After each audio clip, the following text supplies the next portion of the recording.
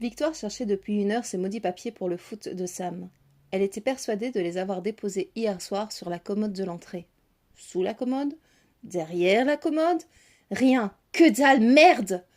Maman, on va être en retard!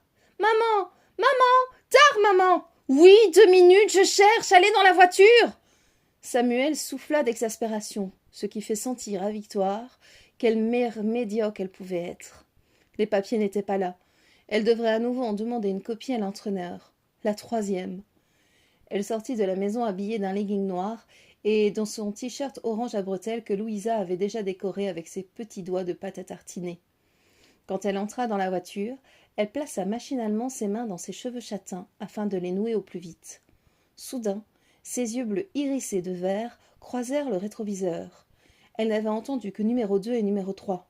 « Et Joey, elle est où ?»« Je sais pas, moi !» répondit nonchalamment Samuel. « Merde, bordel, mais qu'est-ce qu'elle fout ?» Victoire partit à la recherche de sa préadolescente préférée. Pas le choix, question de survie, Joséphine avait atteint l'âge auquel la moindre remarque pouvait déclencher une 3e guerre mondiale. Entra dans la maison, trébucha sur ce satané Playmobil qui se trouve toujours au mauvais endroit, se jura de hurler sur numéro 3 quand elle aurait le temps, et ne trouva pas sa fille. Tout à coup, le déclic, la chambre.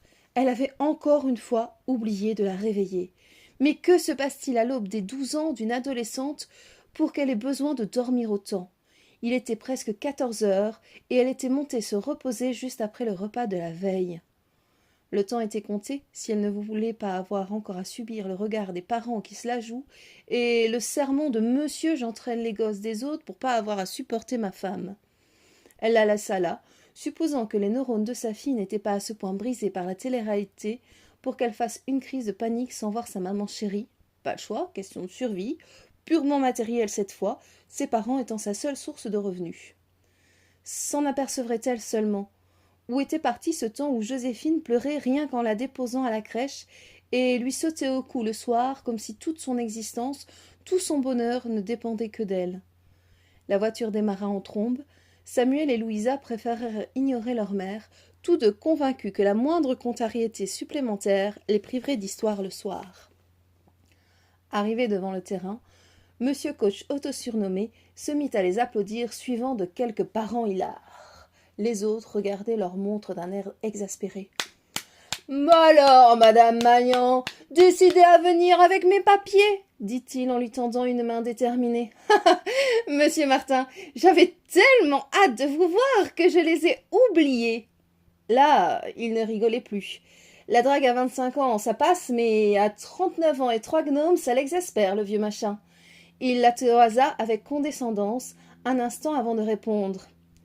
« Je vous l'enverrai ce soir par mail, en espérant que vous sachiez sauvegarder un fichier. »« Oui, gros connard, je sais même faire en sorte que ton propre ordi te chante l'alphabet grec à chaque fois que tu cliques sur un porno. » Enfin, ça, elle le pensait, mais dut encore une fois se taire pour ne pas gêner Samuel. Un bisou à numéro 2, une main tendue vers numéro 3 qu'il a pris rapidement et glissa un bisou léger, mais tellement intense que Victoire se calma d'un trait. Demi-tour, voiture, direction l'enfer préféré des enfants, celui qui attise toutes les convoitises et déchaîne les passions des marmots, le supermarché.